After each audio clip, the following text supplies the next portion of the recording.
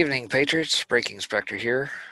Figured I'd give you a little bit of a rundown on a little project that I embarked on here, dating back to July 4th when Q kind of went on his 20-day hiatus. I took the opportunity to try and reconcile some of the data, and what originally started off as a project to kind of reconcile the graphics like 128, 132 that served as some of the early on Q proofs. Kind of reconcile that against QAnon.pub as well as some of the pastebin text-only data. And lo and behold, what resulted was kind of a database of everything to date. So that being said, just to give you an idea here, we are current through this 12th day of August 2018 up to post 1859. This is going by the numbering convention of QAnon.pub presently. That being said, I'll just kind of walk through the information that's here and give you a little bit of an idea on how to read through this. So again, you can kind of read through, filter by all the various posts. Don't mind all the blanks. That's just kind of maintain the integrity of the data and be able to flip the data a little bit easier. Again, this is all sortable or filterable rather by date. One thing you'll see here, this particular column, you can kind of filter by what is in those various graphics. Oops, I get rid of blanks there. And so if you actually go to that graphic, you can read it column 1, 2, 3, reading kind of left or right what is where. Now, one thing you'll see here real quick is that there are some MIAs that show up in either the post number for QAnon.pub or MIA in terms of not showing up in pastebin. And so in those particular cases, those are what we're calling, or what I'm calling, missing posts. And in this particular one here that you see from 29th of October 2017, it shows up in the pink column 1 on 128. This one was centered around Pelosi, but there is record of it on the 4chan archives. So that one is actually there and documented, but for whatever reason, either pastebin or QAnon.pub, now QAnon.app, didn't pull that particular one in. So keep note of that. One thing is we can quick filter here by all the MIAs that don't show up in QAnon.app, and there are quite a few dating back to October 29, 2017, which is one we just looked at. There's another one here on the 4th of November 2017 that doesn't show up in either QAnon.app, doesn't show up in pastebin, nor does it show a record of it in the 4chan archives either. But it does show up in that particular graphic, which is rather interesting. And there's only a couple cases where that happened. I'll highlight that here in a minute. But nonetheless, you can kind of scroll through. You can see a lot of these tended to take place around the time Q was going through some trip code changes and whatnot. So there's a few. Keep that in mind, that trying to maintain the integrity of the data here. One thing to note, just try and flip this data a little bit row here. When you're dealing with over 10,000 lines, you got to do some fancy footwork here to make it all happen. But nonetheless, let's see here. And we'll put MIA here just to highlight this real quick.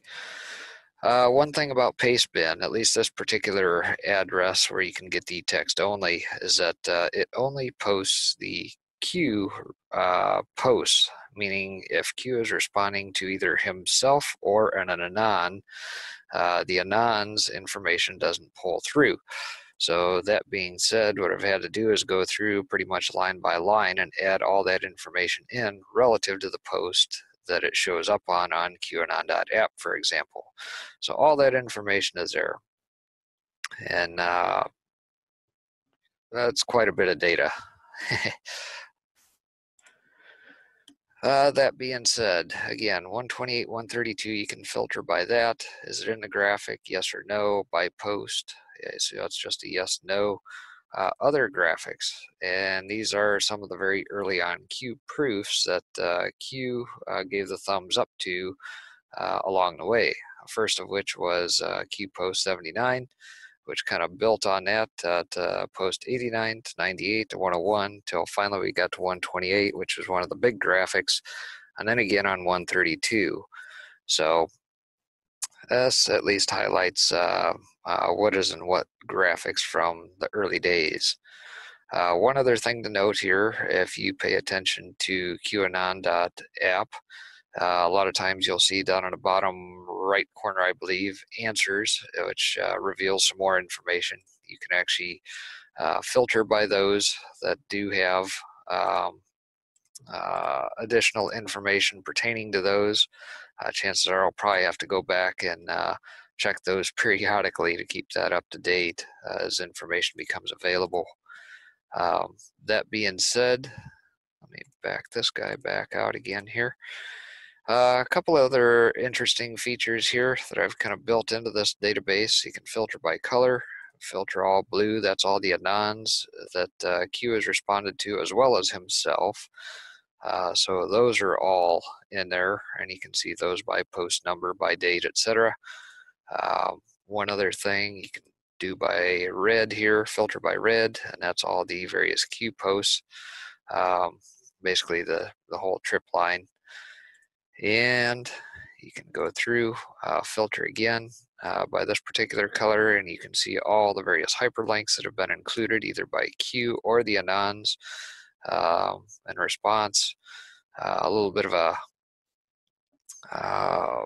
readout of what that particular hyperlink is. Most of the time it's just the title to the article, so that's all included. Not every tweet is going to have that, but so there might be some gaps I may have to go back and fill in. Same is also true of filtering by this color, and that's all the various graphics and pictures and whatnot that Q has referenced or anons have used as well. And again, here's a little bit of a description of those. And one other thing to note here is that you can actually go to the download either on 4chan, 8chan, whatever it's archived to, and actually go to that address and pull up that graphic. 4chan opted to use TinEye as well, and so those addresses are there. And then of course you can see by what chan and what board all this stuff resides on. So we'll pack that out of there real quick. One other thing to note here, I suppose, again, you can kind of filter by all the notes if you know what you're looking for. Just to highlight one here, this video, this is one that I like to see periodically. This video will get Donald J. Trump elected. And that particular YouTube video, either the long form or mobile version, Q has referenced a number of times, at least 6-7 times here that you can see by all these posts on these various dates. And so you can quickly sort by those, or filter by those rather, and see that information readily.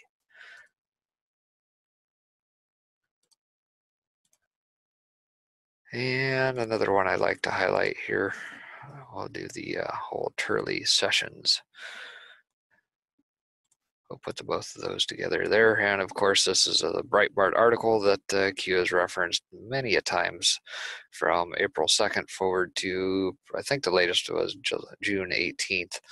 So we've got a number of posts there, 1, 2, 3, 4, 5, 6, 7, 8, 9 different times. He's referenced that particular Breitbart article talking about Huber being outside the swamp, and very good article describing how this process is working and why a special counsel is not needed. So again, you can kind of slice and dice the data however you see fit. This is just one way to look at it, and this is what I'm kind of dubbing phase 1, if you will.